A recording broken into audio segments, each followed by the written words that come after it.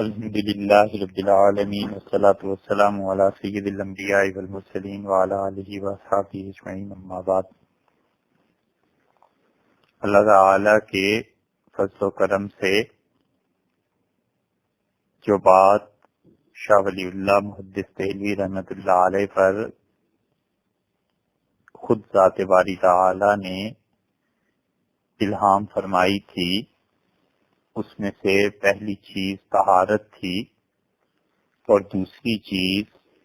پچھلی نشست کے بالکل آخر پر جس کا تذکرہ کیا تھا وہ اخبات تھی۔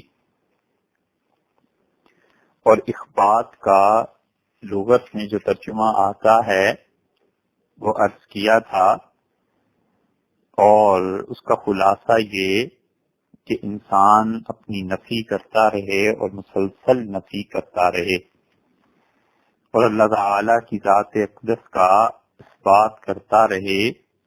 اور اپنی نیاز مندی، اپنی بندگی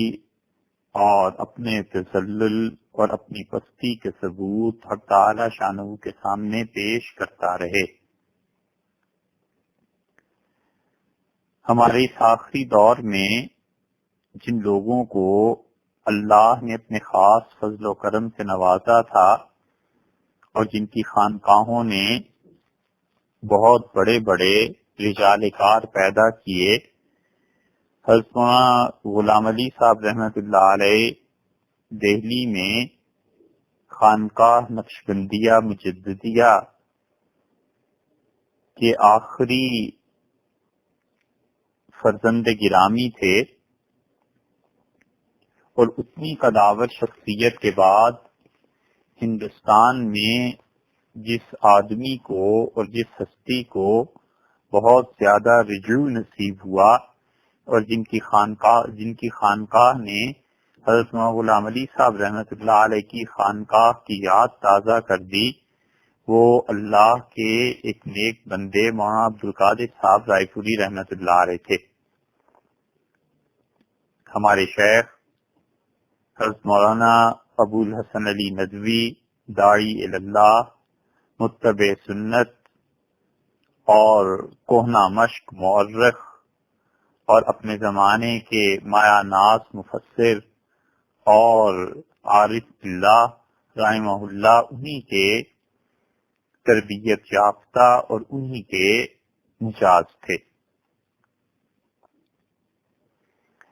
حضرت اپنی بیعت کا ایک تذکرہ کرتے تھے، اور ایک دن یہ بھی ارشاد فرمایا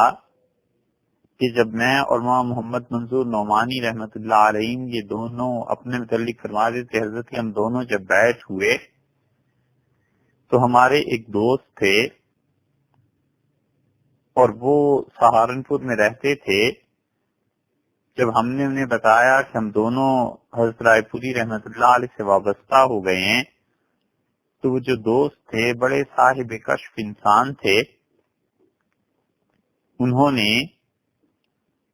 اپنے مراقبات میں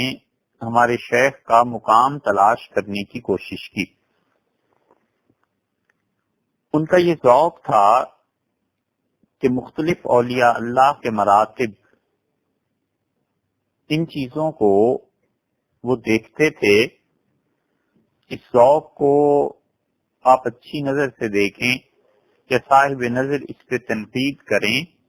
یہ ایک الگ مسئلہ ہے، لیکن ان صاحب کا یہ ذوق تھا۔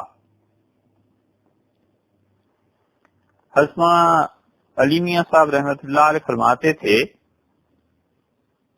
کہ اگلے دن وہ ہم سے ملے اور انہوں نے ہم سے کہا کہ مولوی صاحب تم کہاں جا کے بیعت ہو گئے، وہاں تو کچھ بھی نہیں۔ اور اس بات پر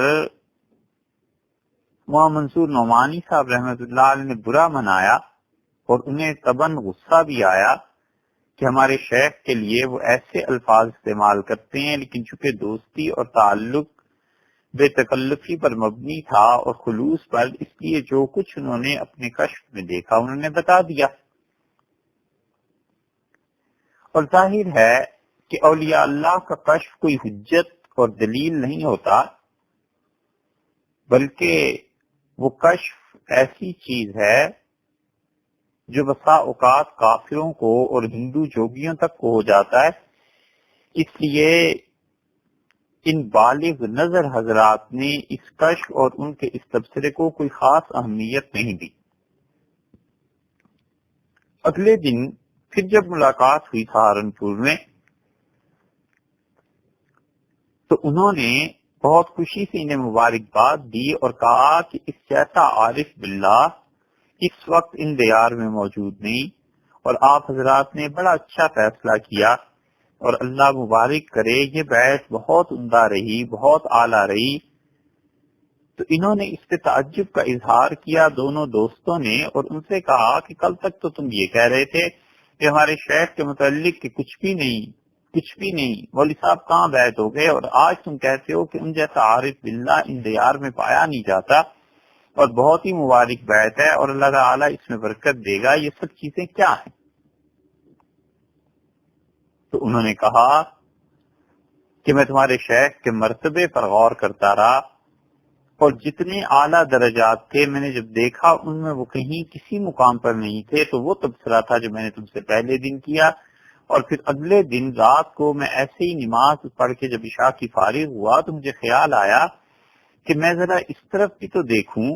کہ جو لوگ اپنی نفی میں اپنے آپ کو مٹائے ہوئے ہوتے ہیں اللہ کے لیے، اور تواضع اور عاجزی اور خدا کی بندگی میں جن کا مقام بہت بڑا ہوتا ہے، کہیں حضرت ان میں تو نہیں ہے۔ تو میں نے دیکھا تمہارے شیخ کو ہر لمحہ، ہر ساتھ، ہر آن، ہر گھڑی بار بار اپنی نفی کرتے تھے کہ اللہ میں کچھ نہیں ہوں، تیری ذات کا کچھ ہے۔ ان کا باطن بار بار اللہ ہی کے وجود کا اثبات کرتا تھا، اللہ تعالیٰ ہی کو کہتا تھا کہ پروردگار سب کچھ تیرا ہے اور تو ہی ہے، اللہ میں کچھ نہیں ہوں، اللہ میری ذات، میری عقل، میرا مرتبہ، میرا مقام خدا بندہ، حتیٰ کہ میرا دین اور ایمان خود میرے اپنے قبضے اور بس کی چیز نہیں ہے، اے اللہ یہ سب کچھ تیرا ہی ہے اور تیری ہی طرف سے۔ اور انہوں نے کہا کہ مولوی صاحب آپ جیسے شیخ کا نفی کرنے والا آدمی میں نے آج تک نہیں دیکھا، اتنی شدت سے اپنی نفی کرتے ہیں۔ یہ جو ہم نے اپنی حضرت رحمت اللہ علیہ کی بات آپ سے عرض کی ہے، یہ ہے وہ اخبار کہ انہوں نے اپنے شیخ میں نفی دیکھی، اور ٹھیک یہی بات حضرت ابو الحسن علی ندوی رحمۃ اللہ علیہ میں تھی۔ بڑے بڑے لوگوں کو ہم نے دیکھا اور بڑے بڑے بادشاہوں کو ہم نے ان کی مجلس میں دیکھا، اور شیخ پر نفی غالب رہتی تھی۔ اپنی طرف بھولے سے بھی کسی عالی مرتبے کا اور کسی خوبی کا اپنے ساتھ نسبت اور انتساب انہیں نہ صرف یہ کہ کرتے نہیں تھے، برا بھی محسوس ہوتا تھا، مسلسل اپنی نفی کرتے تھے، اور اللہ نے انہیں اتنا بلند و بالا مقام دیا۔ یہ ہے وہ چیز جس کو شاہ ولی اللہ رحمۃ اللہ علیہ نے اخبات کہا ہے۔ اس کی لغوی تشریح پہلے عرض کر دی تھی، اس کی ایک مثال آپ سے یہ عرض کر دی،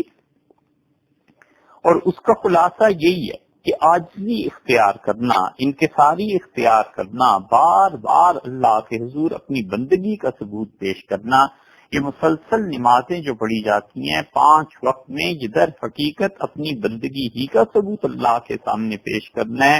اور یہ قلب کی ایک کیفیت ہے۔ دل کی اس کیفیت کا عقیدے میں اظہار اس وقت ہوتا ہے جب انسان ایمان لاتا ہے اور اللہ کی وحدانیت، اس کی ذات عالی کا ایک ہونا، اس کی صفات علیہ، اس کا اثبات کرتا ہے، اور اللہ کے ذکر میں مصروف رہتا ہے، اللہ کے ساتھ اس کا تعلق وابستہ ہوتا ہے۔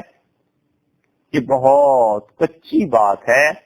اور بچوں جیسی بات ہے کہ کوئی آدمی اپنی زندگی میں کتاب و سنت کا اعتراف کرتا رہے اور یہ مانتا رہے کہ خدا کی کتاب بھی برحق ہے اور خدا کے رسول صلی اللہ علیہ وسلم کی سنن مبارکہ بھی برحق ہیں، اور ان کے نتیجے میں جو دل کے احوال اور دل پر جو کچھ بیتتی ہے اور دل کا جو تعلق ہے اس کی نفی کرتا رہے کہ جو کچھ دل پر اچھا اور برا آتا ہے، یہ جو کچھ دل میں پیدا ہوتا ہے اور جو کیفیات ہیں، اور اس میں سب سے اعلیٰ مرتبہ احسان کا جو حاصل ہوتا ہے، میاں یہی وہ منزل ہے جس کے لیے پاپڑ بیلے جاتے ہیں، اور یہی تصوف ہے اور یہی سلوک ہے، یہی احسان ہے، یہی پیری مریدی ہے، اور یہی مرشد اور مرید کا تعلق ہوتا ہے۔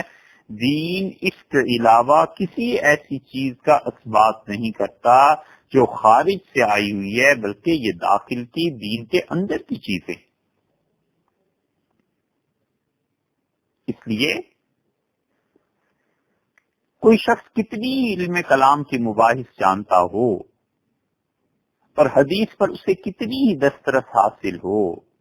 اور فقہا کے جتنے بھی مسائل ہیں، ائمہ اربعہ کے علاوہ جو ائمہ کرام رحمہم اللہ گزرے ہیں، ان کا مسلک کیسا ہی وہ بیان کرتا ہو، کیسی بال کی کھال اتارتا ہو، کیسا ہی دل نشیں اس کا آواز ہوتا ہو، لیکن اگر اس انسان کا تزکیہ نہیں ہوا ہوا تو وہ انسان کچھ نہیں. اور یہ تزکیہ ہے طہارت، اور طہارت کے بعد دوسری چیز ایک بات کہ اپنی نفی کرنا. اور سلیم المزاج آدمی، سلیم الفطرت آدمی جب اللہ کی آیات کو سنتا ہے، اس کی صفات مبارکہ کو سنتا ہے، ان پر غور اور فکر پیدا ہوتی ہے. اور شاہ ولی اللہ رحمۃ اللہ علیہ کہتے ہیں کہ اس کے نتیجے میں اس آدمی کا رجحان فرشتوں کی طرف ہوتا ہے، عالم قدس کی طرف اس کا میلان پیدا ہو جاتا ہے، اور یہ وہ کیفیت ہے جو اخبات کہلاتی. شاہ ولی اللہ رحمۃ اللہ علیہ نے حجت اللہ البالغہ میں اس پر جو اس کا نقشہ کھینچا ہے وہ حضرت ہی کے الفاظ میں یہ ہے کہ حضرت فرماتے ہیں کہ انسان بشری احوال میں ملائے اعلیٰ کی حالت کے قریب تر ہو جاتا ہے، اور جب اللہ کی عظمت پر غور کرتا ہے تو حیران اور گمگشتہ ہو جاتا ہے، اور حیران بھی ہوتا ہے، اور اللہ کی تقدیس اور پاکیزگی میں وہ غرق بالکل ہو جاتا ہے، فنا ہو جاتا ہے. ایسے ہی جیسے موم پر مختلف نشانات ابھر آتے ہیں، اسی طرح اس انسان پر اللہ کی عظمت مرتسم ہو جاتی ہے. اللہ کی عظمت اس انسان پر اپنے نقوش اور نگار کو قائم کر دیتی ہے. اب اس کو یوں سمجھ لیجئے، حضرت کے کہنے کا مطلب یہ ہے رحمہ اللہ کہ جیسے کسی انسان نے گاؤں میں رہتا ہو، دیہات میں رہتا ہو، اس نے بادشاہوں کا جاہ و جلال نہ دیکھا ہو، اور اس کو گاؤں سے آپ اٹھائیں، شہر میں لائیں، اور لا کر آپ کسی ایسی جگہ پر کھڑا کر دیں جہاں وزیر اعظم ہے، صدر ہے، اس کے وزراء ہیں، اس کے ساتھ اور لوگ ہیں. وہ آگے پیچھے جب دیکھتا ہے اتنا ادب، اتنا احترام، اور یہ فوج کھڑی ہے، یہ بادشاہ کھڑا ہے، یہ وزیر اعظم ہے، یہ صدر ہے، تو حیران پریشان ہو جاتا ہے کہ خدا بندہ دنیا میں کسی انسان کی ایسی بھی عزت اور احترام ہوتا ہے. یہ منظر دیکھ کر جو اس پر دہشت اور روب طاری ہوتا ہے، اب وہ انسان اپنے آپ کو بالکل عاجز تصور کرنے لگتا ہے. اپنے دیہاتی ہونے کا، اور اپنے ان پڑھ ہونے کا، اور اپنے کم درجے کے ہونے کا یہ اسے احساس جو ہوتا ہے نا، بس اللہ کے مقابلے میں جب انسان اس کی آیات کو سنے، جب اللہ تعالیٰ کی نشانیوں پر غور کرے، جب اللہ تعالیٰ کے وعدے اور وعید کو دیکھے، جب جنت اور جہنم کے تذکروں کو دیکھے، جب اللہ کی صفات، اللہ کے انعامات اپنے اوپر اس کا اظہار اور برستے ہوئے دیکھے، تو یہ جو کیفیت اس دیہاتی کی پیدا ہوئی تھی، اللہ کے مقابلے میں بندے کی جو کیفیت پیدا ہوتی ہے، یہ ہے اخبات. کہ بندہ اللہ کے حضور میں اپنی ذات سے بالکل استعفیٰ دے دے، الگ ہو جائے. اور یہ جو بشری حالات ہیں یہ ملائکہ کی حالت کے بہت قریب ہیں، اور ملائکہ سے بے حد مشابہت ہے، فرشتوں سے مشابہت ہے. تو فرشتوں میں ملائے اعلیٰ جو اللہ کے بہت ہی اعلیٰ درجے کے فرشتے ہیں، ان کے ساتھ اس انسان کی حالت جڑ جاتی ہے، اور وہ اللہ کے تقدس میں، اللہ کی پاکیزگی میں، اللہ کی حمد و ثنا میں مستغرق رہتے ہیں فرشتے بھی. اسی طرح اس انسان میں کی کیفیت پیدا ہو جاتی ہے کہ اللہ کی معرفت کی وجہ سے جب اسے اللہ کی معرفت، اللہ کی عظمت اور اللہ تعالیٰ کی پہچان اور اللہ کا وصل نصیب ہوتا ہے، تو یہ اس کیفیت سے گزرتا ہے. یہ کیفیت جو اس انسان پر طاری ہوتی ہے یہ ہے اخبات. اور یہ اتنی بڑی حالت ہے کہ خود حدیث میں حضور اقدس صلی اللہ علیہ وسلم اس کے لیے دعا مانگا کرتے تھے.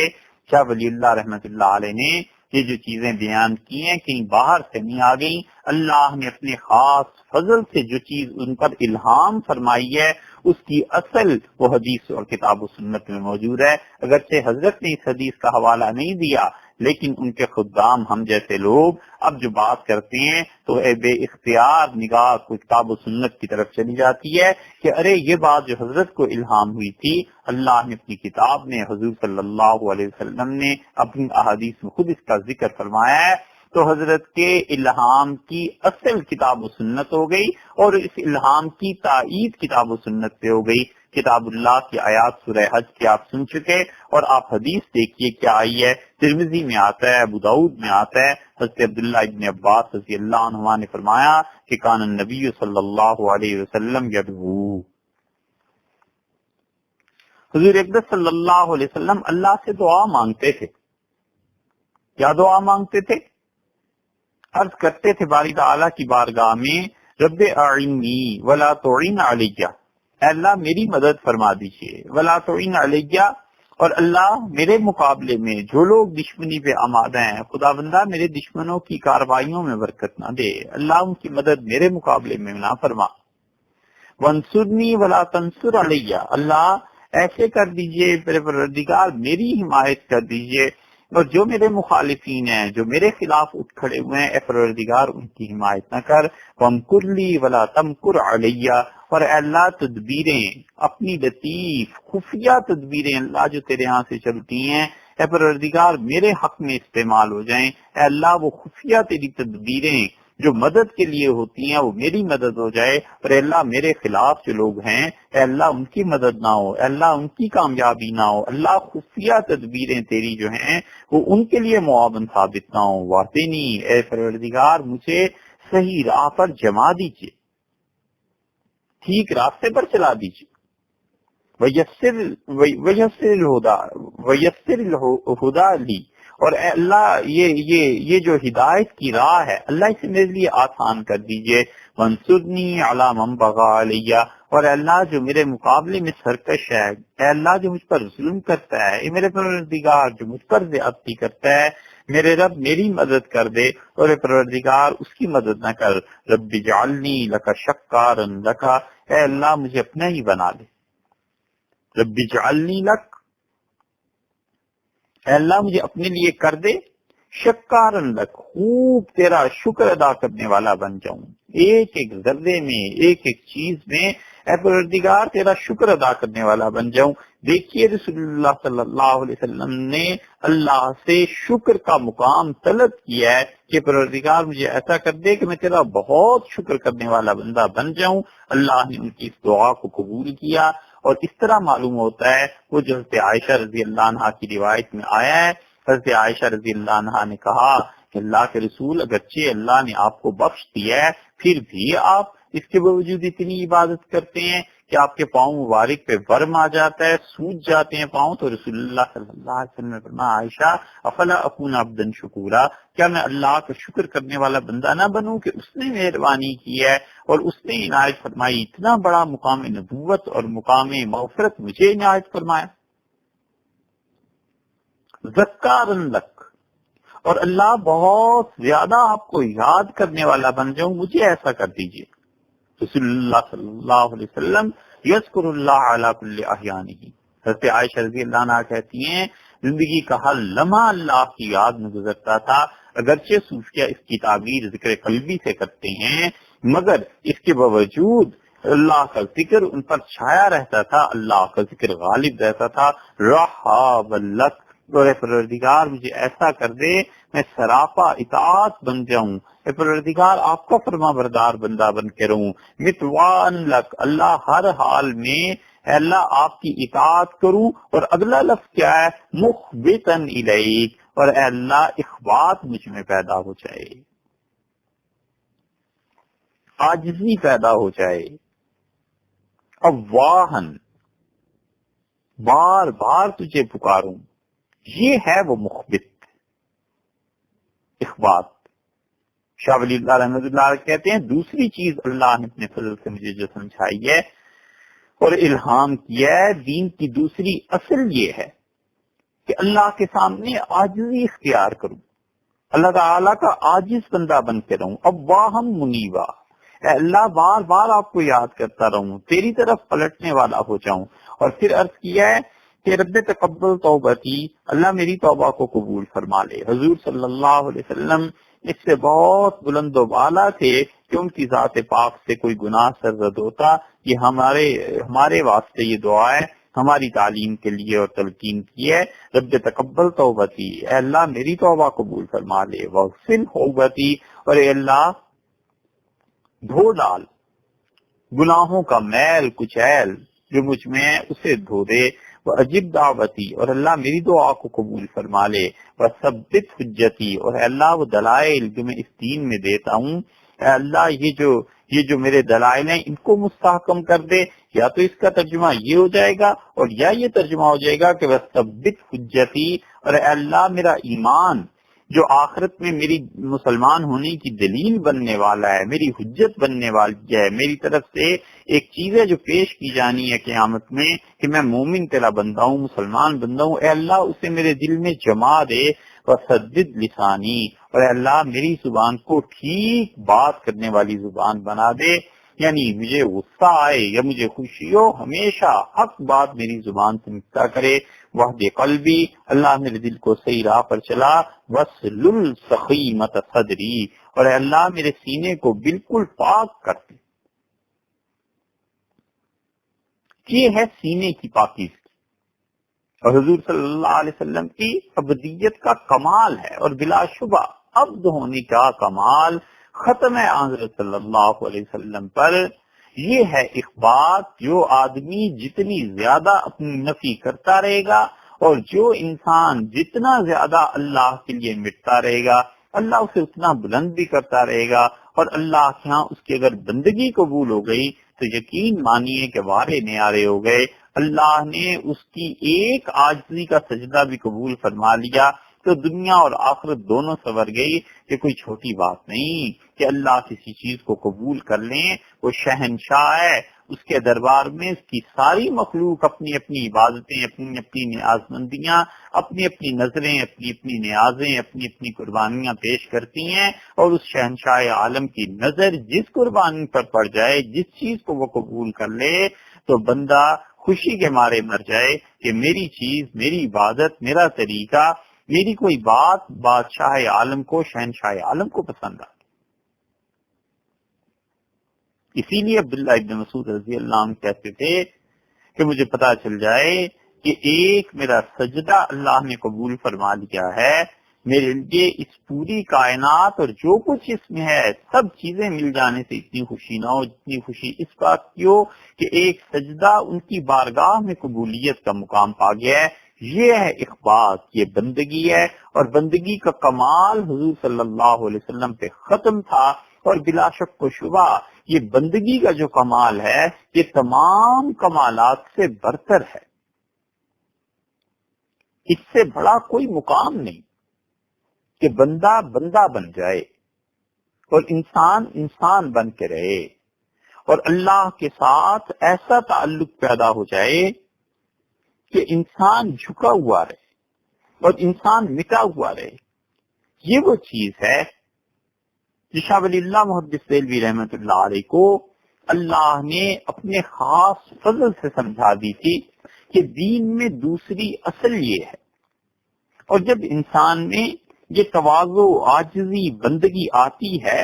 تو اس کا حال فرشتوں جیسا ہو جاتا ہے، جو رسول اللہ صلی اللہ علیہ وسلم نے فرمایا تھا کہ میں نے معراج میں دیکھا صفوں کی صفیں فرشتوں کی ایسی ہیں جو رکوع میں ہیں، اور صفوں کی صفیں ایسی ہیں جو سجدے میں پڑے ہوئے ہیں اور ہاتھ باندھ کر کھڑے ہیں۔ یہ کب سے کھڑے ہیں اور کب تک کھڑے رہیں گے؟ جب یہ اللہ ہی کو علم ہے، جب سے خدا نے انہیں پیدا کیا اور جب خدا تعالیٰ ان پر موت اور یا بے ہوشی طاری فرمائے گا اس وقت تک وہ اللہ کے حضور میں کھڑے ہیں۔ اللہ نے ایسے ہی نہیں قسم کھا لی، اللہ نے فرمایا والصافات صفا، اور جو صف باندھ کے کھڑے ہیں میں ان کی قسم۔ اور اس کی ایک تفسیر اس سے بھی کی گئی ہے کہ اللہ کے وہ فرشتے جو صفوں کی صفیں باندھ کر خدا کی معرفت کے حصول کے بعد اس کی تعریف کر رہے ہیں، یہ ہے دوسری چیز جو انسان میں پیدا ہو جائے، ایک طہارت اور طہارت بھی فرشتوں کی صفات میں سے اور اللہ تعالی کی اپنی صفت مبارکہ میں سے، اور دوسری چیز اخبات نیاز مندی، اور یہ بھی فرشتوں کی صفات میں سے ہے کہ فرشتوں کے ساتھ انسان کا تعلق پیدا ہو جاتا ہے اور انسان کی روح میں یہ استعداد پیدا ہو جاتی ہے کہ وہ الہام کو قبول کر سکے۔ تیسری چیز جو شاہ ولی اللہ رحمۃ اللہ علیہ خود فرماتے ہیں کہ اللہ نے اپنے فضل سے مجھے سمجھا دی تھی، وہ ہے سماحت۔ اور شاہ صاحب رحمۃ اللہ علیہ کے بقول سماحت دین کے اصولوں میں سے ایک اصول ہے۔ سموہا، سماہن اور سماحتن، فیاض ہونا، سخی ہونا، یہ ہے سماحت، کہ کوئی انسان فیاض ہو جائے، کوئی انسان سخی ہو جائے، اور جب انسان سخی نہ ہو اور جب انسان فیاض نہ ہو تو پھر اس کی طبیعت میں ایک چیز پیدا ہو جاتی ہے جسے عربی میں کہتے ہیں بدر۔ کیا ترجمہ کریں اس کا؟ آپ یہ سمجھ لیجئے کہ چکناہٹ کی وجہ سے جو میل کچیل پیدا ہو جاتی ہے نا، جو لوگ گھی کا کاروبار کرتے ہیں ان کے یہاں آپ ٹین اور ڈبے دیکھیں تو چکناہٹ کی وجہ سے جو میل کچیل پیدا ہو جاتی ہے یہ ہے وہ چیز وبر، تنگی پیدا ہوتی ہے، میل پیدا ہوتا ہے روح میں۔ تو سماحت یہ دین کے اصولوں میں سے ہے جو شاہ صاحب رحمۃ اللہ علیہ لکھتے ہیں، یعنی سخی ہو، فیاض ہو، اور اس کی ضد بخیلی اور تنگ نظری یہ انسان میں نہ ہو۔ اور حضور صلی اللہ علیہ وسلم نے اس بخل کے متعلق فرمایا ہے، آپ نے فرمایا وَأَيُّ دَاءٍ أَدْوَىٰ مِنَ الْبُخْلِ، اور لوگوں اس بخل سے بدتر کون سی آخر ایسی بیماری ہے جو انسان کے سینے میں ہو؟ بخیل آدمی، تنگ نظر آدمی، ہر چیز پر اعتراض کرنے والا آدمی، وہ اپنی زندگی کو بھی عذاب میں ڈالے ہوئے ہوتا ہے اور دوسروں کی زندگی کو بھی عذاب میں ڈال دیتا ہے۔ اس لیے سماحت پیدا ہونی چاہیے، اور اس سماحت اور اس فیاضی اور بخل کے مختلف متعلقات ہیں۔ یہ دونوں چیزیں پیسے میں کبھی جمع ہو جاتی ہیں، مال میں جمع ہو جاتی ہیں۔ جب پیسے اور مال میں یہ جمع ہو جائیں تو پیسہ خرچ کرنا یہ سخاوت ہے، اور اس کے مقابلے میں بخل اور شح ہے۔ قرآن میں آیا ہے نا، اللہ تعالیٰ نے فرمایا وَمَن یُوقَ شُحَّ نَفْسِهِ، اور جو انسان اپنے جی کے شوق سے بچایا گیا۔ شوق کہتے ہیں عربی میں کہ کسی انسان میں یہ حرص پیدا ہو جائے کہ مال جمع کرے، پیسہ پیسہ پیسہ پیسہ، اور اس کے بعد اس میں بخل بھی پیدا ہو جائے کہ خرچ بھی نہیں کرنا۔ بخل کے بھی درجے ہوتے ہیں۔ ایک بخیل ایسا ہوتا ہے جو اپنا مال اپنے پہ خرچ نہیں کرتا، بلکہ سب سے پہلا بخیل تو وہ ہے جو اپنا مال دوسرے پہ خرچ نہیں کرتا۔ چلو نہ صحیح، اپنے پہ تو خرچ کرتا ہے نا، دوسرے پہ خرچ نہیں کرتا، بخیل ہوا۔ دوسرے درجے کا بخیل وہ ہے جو اپنا مال اپنے پہ بھی خرچ نہیں کرتا، کماتا رہتا ہے، بینک میں اس کے لاکھوں روپے پڑے ہوئے ہیں، اور کپڑے دیکھو، جوتے دیکھو تو ایسے معلوم ہوتا ہے جسے یہ زکوٰۃ کا مستحق ہے، لوگ اسے پیسے دیں اور اس پہ خیرات کریں۔ یہ دوسرے درجے کا بخیل ہے کہ اپنا مال اپنے اوپر خرچ نہیں کرتا، اپنا مال اپنی اولاد پہ خرچ نہیں کرتا، اپنا مال اپنی بیوی پہ اور بیوی اپنے شوہر پہ خرچ نہیں کرتی۔ یہ دوسرے درجے کے بخیل۔ اور تیسرے درجے کے بخیل بھی عرض کریں، تیسرے درجے کا بخیل وہ آدمی ہے کہ کوئی اور آدمی اپنا پیسہ اپنے پہ ہی خرچ کر رہا ہے اور اسے دکھ ہو رہا ہے کہ فلاں آدمی اپنا پیسہ اپنے پہ کیوں خرچ کرتا ہے۔ دکھ اسے ہو رہا ہے، محلے میں، گلی میں، پڑوس میں کسی انسان کو اللہ تعالی نے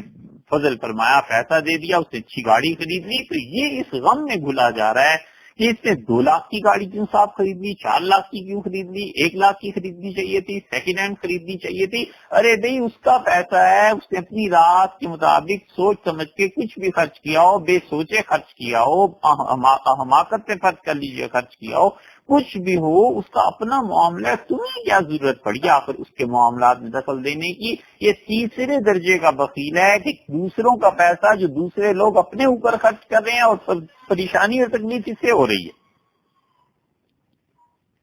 یہ بخل اور حرص جب دونوں جمع ہو جائیں اسے کہتے ہیں شوہ، اور شوہ کی یہ تعریف حافظ ابن حجر رحمۃ اللہ علیہ نے فتح الباری میں ایک جگہ کی۔ تو مال میں جب سخاوت اور اس کی ضد جمع ہو جائے تو یہ دونوں الگ الگ چیزیں ہو گئیں۔ جب مال کے معاملے میں وہ سخی ہوگا تو یہ اس کی سماحت ہے، اور اللہ کے اچھے بندے اسلاف، صحابہ، تابعین رضی اللہ عنہم وہ اتنے سخی لوگ تھے کہ ان کے دیکھنے والے کہتے تھے ہم کی سخاوت دیکھ کے ڈر جاتے تھے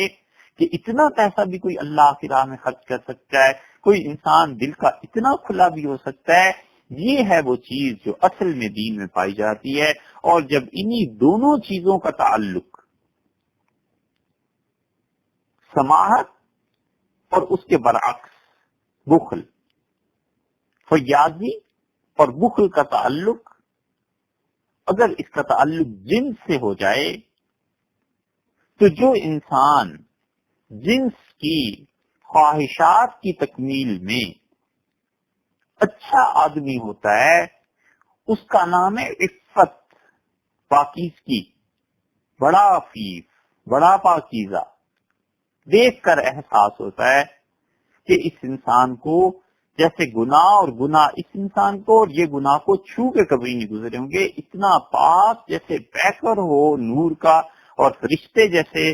زمین پہ اتر آئے ہوں، اتنے نیک لوگ ہوا کرتے ہیں۔ اور اسی کے برعکس جب کوئی انسان بدکاریوں میں مبتلا ہوتا ہے تو اس کی شخصیت، اس کا چہرہ، اس کی چال ڈھال اور اس کا چال چلن سب بتاتے ہیں کہ کیا بدکاریاں یہ کرتا ہے۔ اس کو کہتے ہیں شرہ۔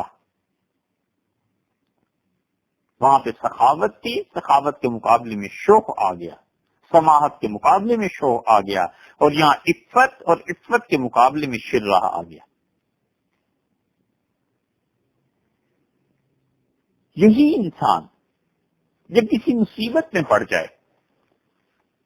جب کوئی بڑا کام کرنا پڑ جائے، فرض کر لو اللہ نے 1 کروڑ دیا ہے اور اسے 20 لاکھ اللہ کی راہ میں خرچ کرنا پڑ جائے، فرض کر لیجئے کہ اس انسان کو زندگی میں کسی بڑے پیمانے پہ کام، کوئی عہدہ ایسا مل جائے اور وہ عہدہ اس بات کا متقاضی ہو کہ یہ آدمی اپنے عہدے کی وجہ سے 10 لاکھ آدمیوں کا نفع کر سکتا ہے اور تھوڑا سا صبر سے کام کرنا پڑے گا، تو یہ جو بھاری بھرکم کام انسان کو زندگی میں پیش آتے ہیں نا، ان کاموں کی تکمیل میں اگر یہ آدمی ثابت قدم رہا تو اسے کہتے ہیں صبر، اور اس کے مقابلے میں آتا ہے حلا، کم ہمتی۔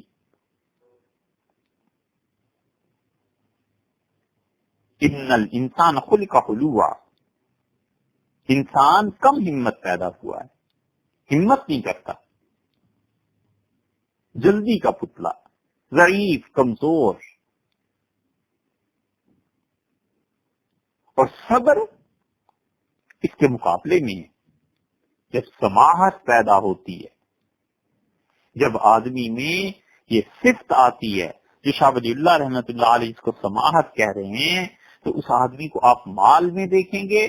پیسے کے معاملے میں بڑا سخی دل کا آدمی، اس انسان کو آپ جنس کے معاملے میں دیکھیں بڑا پاک صاف ستھرا رہنے والا آدمی، زندگی میں مصائب اور تکالیف کے دنوں میں اسے دیکھیں اس میں صبر پیدا ہوگا، اور پھر اس کے علاوہ چوتھی چیز انسان میں تقوی پیدا ہوتا ہے۔ تقوی ہے پرہیزگاری ہے، کروڑوں روپے آپ اس کے حوالے کر دیں، کیا مجال ہے کہ ایک پیسے میں وہ خیانت کر جائے؟ آپ بڑے سے بڑا عہدہ اسے دے دیں، کیا مجال ہے کہ اپنے عہدے کی وجہ سے اپنے حق میں کوئی ناجائز کام کر لے یا دوسروں پر وہ کوئی ظلم اور زیادتی کر دے؟ اور بالکل اس کے برعکس چاروں چیزیں ان انسانوں میں آ جاتی ہیں جن میں سماحت نہیں ہوتی، ان کو پاس جب پیسہ آتا ہے تو بخیل ہو جاتے ہیں۔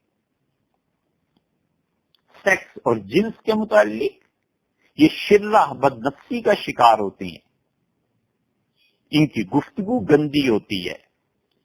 ان کی نظریں میلی ہوتی ہیں، ان کے کان ان چیزوں سے چسکا لینا چاہتے ہیں جن چیزوں میں نفس کا حصہ ہو، اور ان کی راتیں اور ان کے دن بدکاریوں کے قصوں سے بھرے پٹے ہوئے ہوتے ہیں، اور ان پر اگر کوئی مشکل وقت آ جائے تو یہ کم ہمتی کے مظاہرے کرتے ہیں، اور عمومی زندگی ان کی فسق و فجور کی ہوتی ہے۔ یہ سب ایک ہی چیز ہو جاتی ہے، چار مختلف چیزیں جس کے برانچز جس کے شعبے بتائے ہیں۔ شاہ صاحب رحمت اللہ علیہ کے بقول وہ سماحت ہے، یہ یعنی جب انسان نیکی کی طرف چلتا ہے تو نفسانی کیفیات جو اس کی پیدا ہوتی ہیں، انسان کا نفس ایسا عالی بلند ہمت بلند حوصلہ ہو جاتا ہے کہ اس میں بہیمیت کے تقاضے نہیں ابھرتے، بہیمیت کے تقاضوں کی پرواہ نہیں کرتا۔ انسان دنیا کے کاموں میں مصروف ہوتا ہے، تو یہ آدمی جس میں سماحت ہے نا، اگر آپ اسے دیکھیں، ہوتا تو انسان ہے، کسی خاص کھانے کی اسے لذت محسوس ہوتی ہے، اس خاص قسم کے کھانے کے لیے کام بھی کرتا ہے، کوک رکھ لے گا، گھر میں فرمائش کر دے گا۔ جنس ہے، اس کا تقاضا ہے، تو عورت ہے تو اس کا شوہر ہے، شوہر ہے تو اس کی بیوی ہے، ایسی ضرورتیں پوری ہو گئی، اور اتنی ہی دیر کے لیے جتنی دیر میں یہ مصروفیت ختم ہوئی، بس اس کے علاوہ کچھ نہیں۔ جن خواتین میں یہ سماحت کی صفت پائی جاتی ہے، انہیں غصہ جب آتا ہے تو غصہ بس اتنی دیر کے لیے آتا ہے جتنی دیر کے لیے ہے، ادھر ٹھنڈا ہوا غصہ، ادھر بات ختم ہو گئی۔ خوب غور سے سننا چاہیے کہ آدمی کا نفس، مرد اور عورت کا اندر جی، اس کی روح، اس کی اندر کی طبیعت جب فیاض ہوتی ہے تو ان معاملات سے بالکل ایسے فارغ ہو جاتی ہے جیسے یہ معاملہ پیش ہی نہیں آیا تھا۔ ایک خاتون ہے، اس میں سماحت کی صفت پیدا ہو گئی، اسے کوئی کھانا بہت اچھا لگتا ہے، کھانا پکایا، بچے شوہر سب نے مل جل کے کھایا، اور اس کو بس وہ وقتی طور پہ جو فائدہ تھا سو پہنچا، شام تک اسے شاید یہ بھی یاد نہ رہے کہ کیا کھانا پکاتا تو کیا نہیں پکاتا۔ شوہر کی ضرورت محسوس ہوئی اور شوہر کو بیوی کی ضرورت محسوس ہوئی، بس اتنی دیر ہے جتنی دیر ہے، کیونکہ دل میں یہ لذتیں بس نہیں جاتی۔ یہ بات یاد رکھنے کی ہے، اور پھر اس کے بالکل اپوزٹ دوسری سائڈ بھی یاد رکھیے، پھر آپ سے عرض کرتے ہیں کہ یہ کیوں کہہ رہے ہیں کہ یاد رکھیے گا۔ دوسری سائڈ اس کی یہ ہے کہ نفس فیاض نہیں ہوتا، لالچی ہوتا ہے۔ تو جس طرح موم پر آپ انگوٹھا رکھ دیجئے، موم بتی سے موم پگھلتی ہے نا، آپ اس میں کوئی چیز رکھ دیجئے تو اس چیز کا نقش اس موم پہ آ جائے گا۔ آپ انگوٹھا لگاتے ہیں تو انگوٹھے میں جتنی بھی باریک باریک لائنز لگی ہوئی ہیں یہ سب کی سب اس میں آ جاتی ہیں۔ اس سے بھی آسان مثال لے لیں کہ مہر لگانے کے لیے جو پیڈ ہوتا ہے، کبھی کبھی انگوٹھا لگاتے ہیں نا کاغذات پہ، انگوٹھے میں آپ نے دیکھا ہوگا ساری چھاپ انگوٹھے کی لگتی ہے تو چھوٹی چھوٹی لائنز بھی پیدا ہو جاتی ہیں۔ ایسے ہی جب انسان کا نفس لالچی ہوتا ہے تو اس پر یہ نقوش ایسے ابھرتے ہیں، یہ شخص اٹھتے بیٹھتے چلتے پھرتے انہی خیالات میں گم رہتا ہے، اس کا نفس لالچی ہوتا ہے، اس کو کھانے کی جب طلب ہوتی ہے یا کوئی کھانا اچھا لگتا ہے تو اٹھتے بیٹھتے 24 گھنٹے میں یہی ہوتا ہے کہ یہ چیز کھانی ہے، یہ چیز کھانی ہے، اچھے سے اچھا کھانا کھانا ہے، اچھے سے اچھے ہوٹل میں جانا ہے. بس اس کی زندگی کا سب سے اچھا کام جوانی میں ہوٹلنگ ہی ہو جاتی ہے. اور خدا نہ خواستہ ولیعذ باللہ اگر یہ عورت ہو اور اسے مردوں کا شوق ہو جائے اور مردوں اور عورتوں کا شوق ہو جائے ولیعذ باللہ، تو اٹھتے بیٹھتے نماز اور روزے میں بھی نفس اندر سے لالچی ہوتا ہے، اس کو ہرس ہو جاتی ہے ان چیزوں کی. اٹھتے بیٹھتے چلتے پھرتے یہی سوچتا رہتا ہے، یہی چیزیں دیکھنے کی کوشش کرتا ہے اور یہی اسی طریقے سے اپنی روح کو گندا کرتا رہتا ہے. اب ان دونوں پر وہ جو پہلا آدمی پاکیزہ تھا اور یہ جو دوسرا آدمی لالچ والا تھا، پہلے میں سماحت تھی دوسرے میں بخل تھا، ان دونوں پر موت آ جاتی ہے. تو دیکھو بچوں، یہ پہلا شخص جب دنیا سے گزرتا ہے نا اور اس کی روح جسم سے الگ ہوتی ہے تو اس نے تو دنیا کو اپنے دل میں بسایا ہی نہیں تھا. پیسہ تھا کھلا خرچ کیا، اللہ کی راہ میں لگاتا رہا، کھانا پسند آیا تو اللہ کا شکر ادا کیا، نفس کی خواہشات ابھری اور خواہشات کی جب جائز طریقے پہ تسکین ہو گئی تو اللہ کا شکر ادا کیا، بس ختم ہوئی بات. پھر سے خیال ہی نہیں آتا ان چیزوں کا جب تک کہ ضرورت پیش نہ آئے. تو اس نے اپنے دل میں ان چیزوں کو نہیں رکھا تھا، تو موت کے بعد بھی اس انسان کی روح فیاض ہوتی ہے اور اس کا فرشتوں سے رابطہ جلدی ہو جاتا ہے. جتنا روح کا فیاض ہوگا اتنا ہی اس کا تعلق فرشتوں سے قوی ہو جائے گا.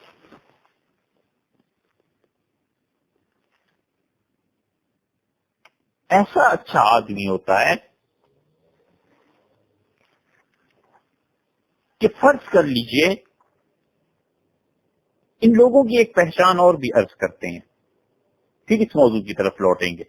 تاکہ سماعت کی اچھی طرح تشریح ہو جائے. آپ نے کچھ لوگوں کو دیکھا ہوگا کہ عمدہ سے عمدہ چیز چوری ہو گئی، پھر اٹھا کر لے گیا، بس جو طبعی غم ہوتا ہے وہی دکھ پریشانی ہوتی، اس سے زیادہ نہیں پرواہ ہوتی. عورتوں میں دیکھا ہوگا، گھر میں کوئی اچھا برتن تھا ٹوٹ گیا تو وہ وقتی طور پہ ہی پریشانی ہوتی ہے، اس کے بعد وہ کہتی ہے ٹوٹنے کی چیز تھی، ٹوٹ گئی، ختم ہو گئی بھی، اب اس پہ کیا بچوں کو ڈانٹنا ہے، تھوڑی بہت ہو گئی ڈانٹ، بس ختم ہوئی بات. چوری ہو گئی، یہ حوصلے والا آدمی ہوتا ہے نا، کہتا ہے پرواہ نہیں، ٹھیک ہے ہو گئی چوری، اب اس پہ کیا جی کو جلانا ہے، آگے کام کرو. حتیٰ کہ کبھی کبھی پوری زندگی کی محنت، جوانی کا خون جس محنت میں رچا بسا ہوا ہوتا ہے وہ محنت ضائع ہوتی ہوئی نظر آتی ہے تو بھی کہتا ہے میرے مالک کو یہی منظور تھا. اس کا نفس اتنا وسیع، اتنا سخی ہوتا ہے. یہ لوگ جب مرتے ہیں نا اور ان کی روح جب جسم سے نکلتی ہے تو پھر یہ روح مسلسل ترقی کرتی چلی جاتی ہے، روح کا سفر رک نہیں جایا کرتا. پھر اللہ کا قرب اور بڑھتا ہے اور بڑھتا ہے اور بڑھتا ہے،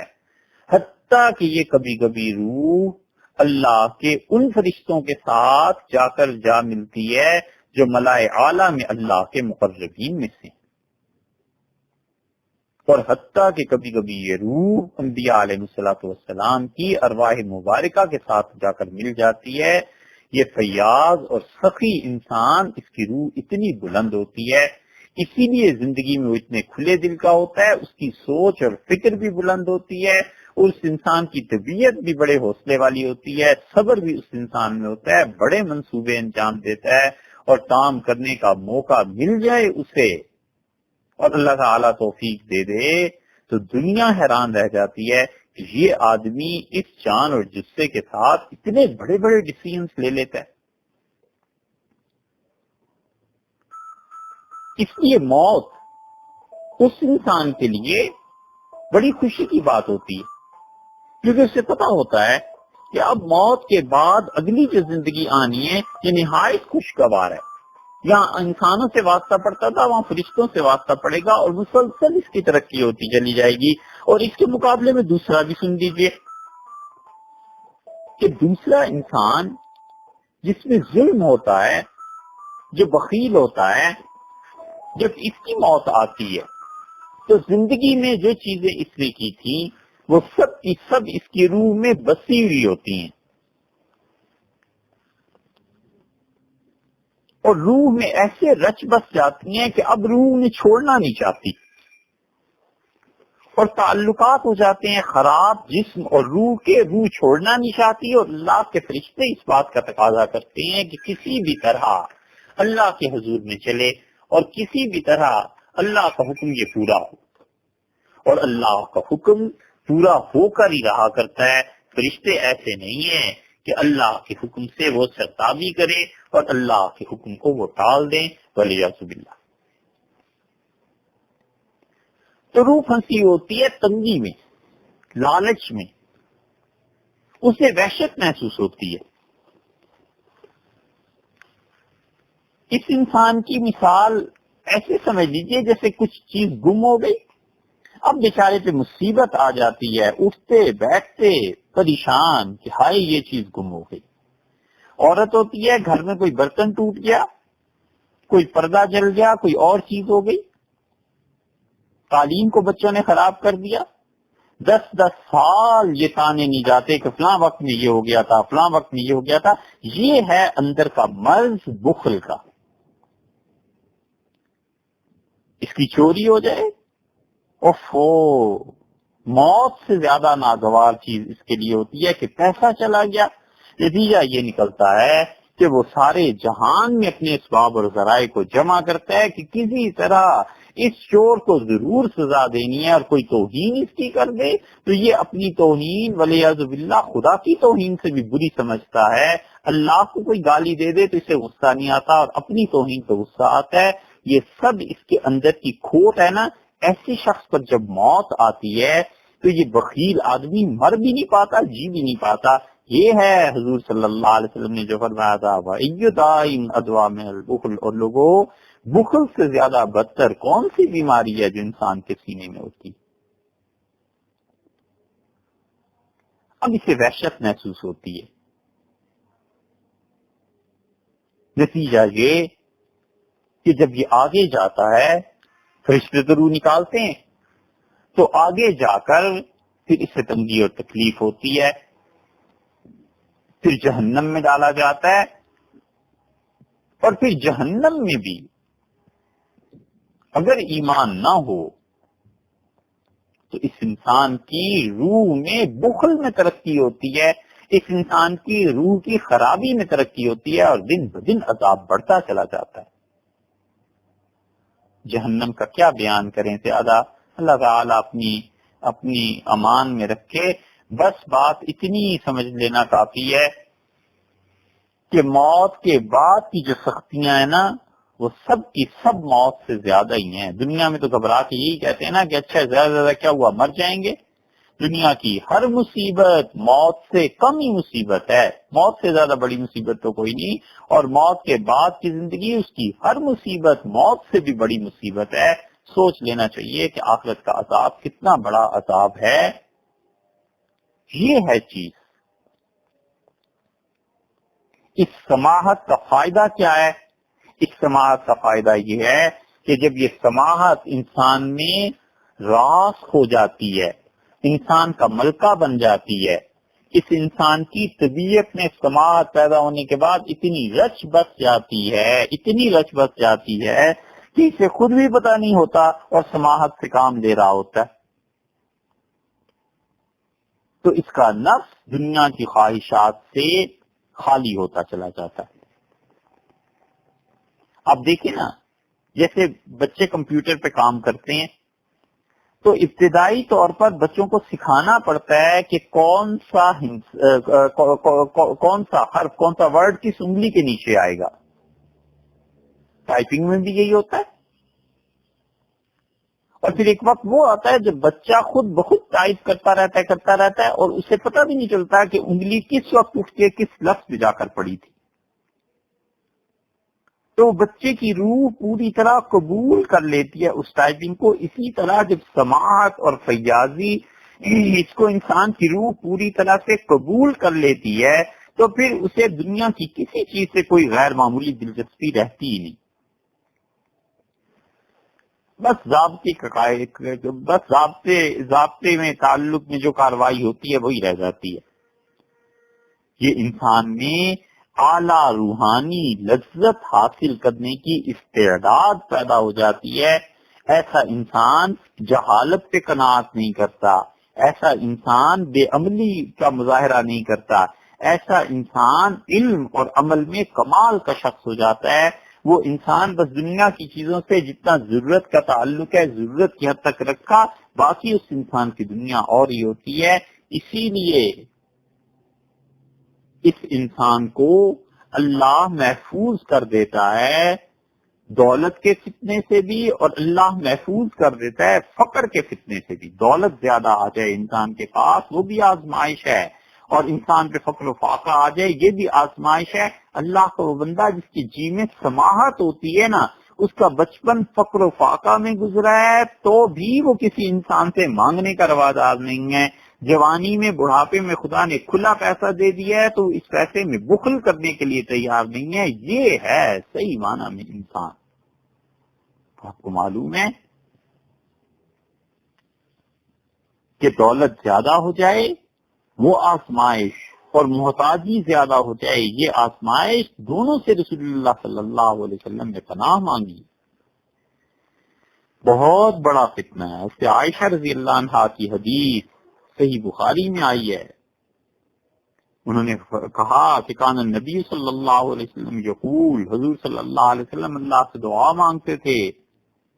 اور عرض کرتے تھے بارگاہ خداوندی میں، اللہم انی اعوذ بک من الکسل،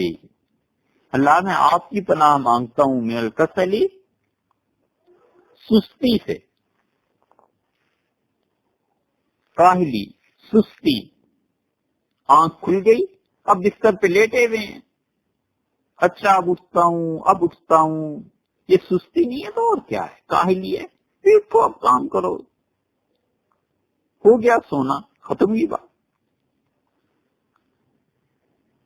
ایسے سست ہوتے ہیں کہ پانی پینا ہے تو 100 مرتبہ سوچنا ہے، اچھا اٹھتا ہوں پانی پیتا ہوں. کام بھی کوئی ایسا نہیں ہے کہ اٹھو پانی پیو ختم کرو، آگے تو سوچو اور کیا کام کرنے ہیں. حضور صلی اللہ علیہ وسلم نے کیا ہے بارگاہ خداوندی میں، اللہم انی اعوذ بک من الکسل، اللہ میں پناہ مانگتا ہوں آپ کی سستی سے، کاہلی سے، والحرم، اور بڑھاپا ایسا جس میں لوگ سٹیا جاتے ہیں، والمغرمی، اور اللہ قرض کے بوجھ تیری پناہ مانگتا ہوں، اتنا قرض ہو جائے کہ کچھ سمجھ نہ آئے اب میں کیا کروں، پروردگار اس بوجھ سے تیری پناہ مانگتا ہوں. والمأثم، اور اللہ گناہ کی زندگی سے تیری پناہ مانگتا ہوں. اللہم انی اعوذ بک من عذاب النار، اللہ جہنم کے عذاب سے، وفتنۃ النار،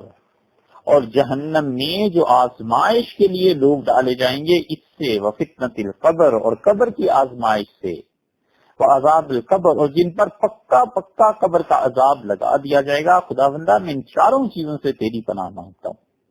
اور پھر ارشاد ہوا ہے وَمِن شَرِّ فِتْنَةِ الْغِنَىٰ، اور اللہ دولت کے زیادہ ہو جانے سے آدمی جو آزمائش میں پڑ جاتا ہے، وَمِن شَرِّ فِتْنَةِ الْفَقْرِ، اور اللہ غربت، تنگ دستی زیادہ ہونے سے آدمی جو آزمائش میں پڑ جاتا ہے، اللہ میں ان دونوں فتنوں سے تیری پناہ مانگتا ہوں. پیسہ زیادہ ہو گیا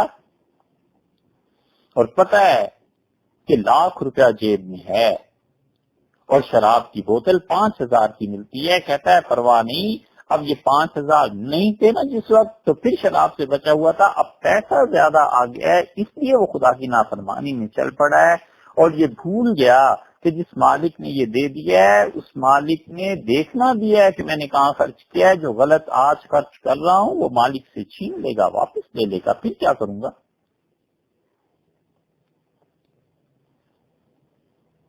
یہ ہے فتنہ. پیسہ جب ضروریات زندگی سے زیادہ ہو جائے اور فقر و فاقہ وہ جب آتا ہے اور شریف آدمی پر آ جائے اس کے لیے بڑی فتنے اور آزمائش کی چیز بن جاتی ہے، کیونکہ ذہین اور شریف آدمی پر جب فقر و فاقہ آئے گا تو وہ اگر شیطان کی راہ پر چل پڑے اور لوگوں کو لوٹنے کے لیے لگ جائے تو پھر تو وہ ایسے ایسے طریقوں سے لوگوں کو لوٹے گا کہ لوگوں کو خود خبر نہیں ہو سکتی، ولیعذ باللہ، اور کن ذہن انسان ہو اور اس کی صلاحیتیں نہ ہوں اور وہ اس مصیبت میں پڑ جائے تنگ دستی کی، تو وہ لڑے گا، جھگڑے گا، مارے گا اور مال کو چھین لے گا۔ رسول اللہ صلی اللہ علیہ وسلم نے ان دونوں فتنوں سے خدا کی پناہ مانگی، ومن شر فتنة المسیح الدجال، اور اللہ جو دجال ہے وہ سب سے بڑا دھوکہ باز، دھوکہ دینے والا ہے پروردگار، جو اس زمین پہ گھومے گا، اللہ اس کی آزمائش جو ہے نا اس سے میں تیری پناہ مانگتا ہوں۔ اللہم اغفر خطایا بماء الثلج والبرد، اور اللہ میرے گناہوں کی اثرات کو اور میرے گناہوں کی وجہ سے جو نقوش مجھ پہ پڑ گئے ہیں اللہ انہیں دھو دیجئے اولوں کے برف سے، اولوں کے پانی سے اور برف کے پانی سے۔ تو بات وہ ہو رہی تھی کہ سماحت، فیاضی اور طبیعت کا سخی ہونا یہ خدا کا بہت بڑا انعام ہے، لیکن دولت کے زیادہ ہونے سے اور فقر و فاقہ کے زیادہ ہونے سے، ان دونوں چیزوں کے حد سے گزر جانے سے جو آزمائشیں، تکالیف آتی ہیں، حضور صلی اللہ علیہ وسلم نے پناہ مانگی ہے۔ بہتر ہے کہ حدیث کو پورا ہی پڑھ لیا جائے، اور اس کے بعد حضور صلی اللہ علیہ وسلم یوں اللہ تعالیٰ سے عرض کر رہے ہیں وَنَقْضِ قَلْبِي، اور اللہ میرے دل کو پاک کر دیجئے، كَمَا يُنَقَّ الثَّوْبُ الْأَبْيَضُ مِنَ الدَّنَسِ، اللہ جیسے سفید کپڑے کو میل کچیل سے پاک کرنے والے پاک کیا کرتے ہیں، اے پروردگار میرے دل کو بھی ایسے ہی پاک کر دیجئے۔ مومن کا دل کیسا دھلا ہوا، کیسا صاف، کیسا پاکیزہ، کیسا مزکا، کیسا مصفا، بالکل بے غبار نور سے بھرا ہوا دل ہوتا ہے۔ حضور صلی اللہ علیہ وسلم نے باقی دعا ارشاد فرمائی اور یوں عرض کیا وَبَاعِدْ بَيْنِي وَبَيْنَ خَطَايَايَ، اللہ